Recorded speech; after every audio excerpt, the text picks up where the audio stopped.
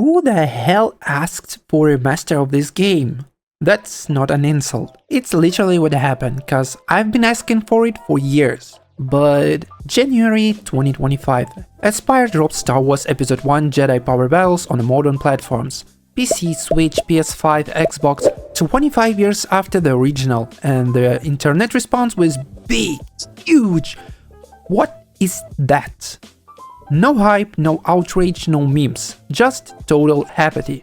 And as we all know, Apathy is death. Screen Rant put it on their most disappointing games on 2025 list. Kotaku called it's a perfect remaster of a bad game, which honestly, that's most interesting thing you can say about it, because the remaster itself isn't broken, it runs, it looks cleaner, it does what it promises.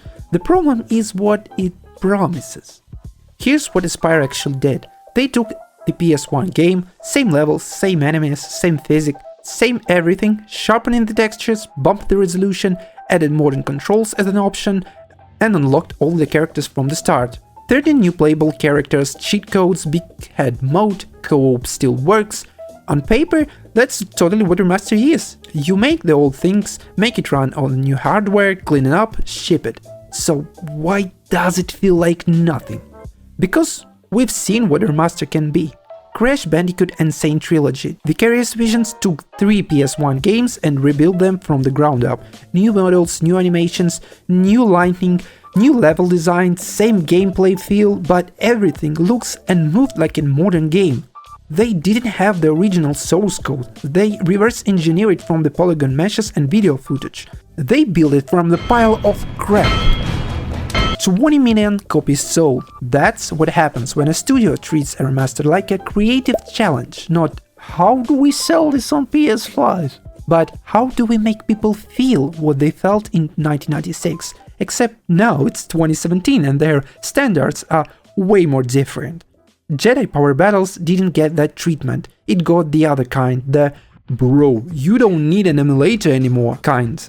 And look, I get it. JPB is not Crash Bandicoot. Crash had a massive built-in audience. JPB is a niche beat-em-up that most people forgot existed. But that's the question, right? If the game doesn't justify a proper remaster, why the hell did you even touch it?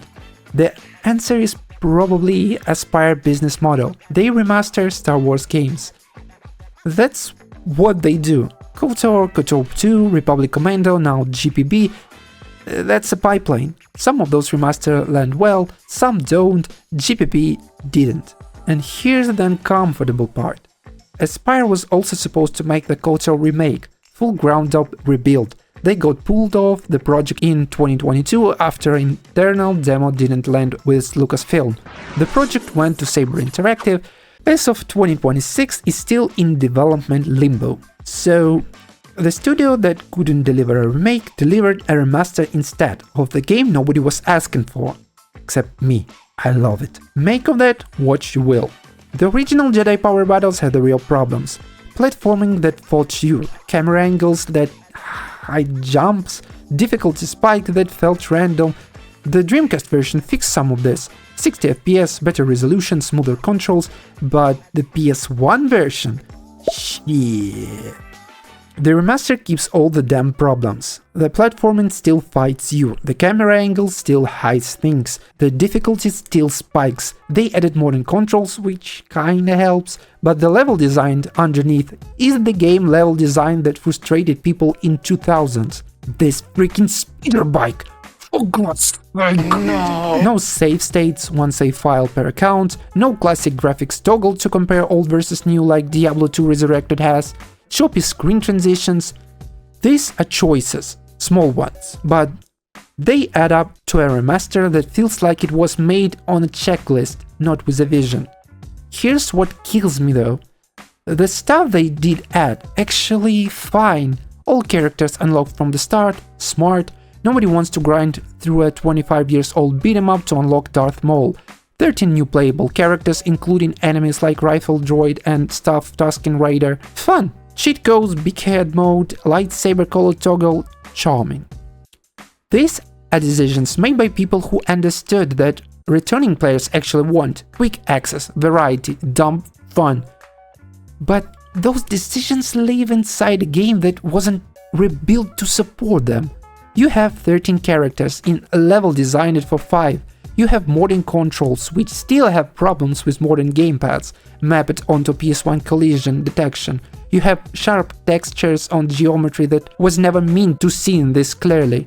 It's like putting racing stripes on a total garbo car that barely runs. The stripes looks great. The car still doesn't move right. So who is this for? If you played JPB as a kid and want to revisit, this works. It's the game you remember, running on your current hardware with some nice extras. That's worth something.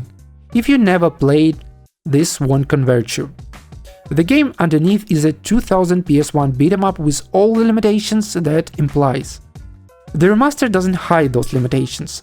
It frames them in a higher resolution. And if you are someone who cares about how we preserve and present old games, this is a case study in a difference between functional and meaningful. Both are valid, but only one make people care. Crash got meaningful, JPB got functional. 20 million copies versus just a spot in a Steam Star Wars collection sale on May 4th. The remaster isn't bad, I want to be clear about it. It does what it says, it runs. It's faithful, the additions are thoughtful, but not bad isn't a reason to exist. Not bad doesn't make anyone talk about your game. Not bad doesn't trend. Not bad is the most forgettable thing a product can be. I don't have any problems to launch emulator, to be honest. Jedi Power Battles deserve either a full rebuild or nothing. That's what it got was the mediocre, and the mediocre is where games go to be forgotten again.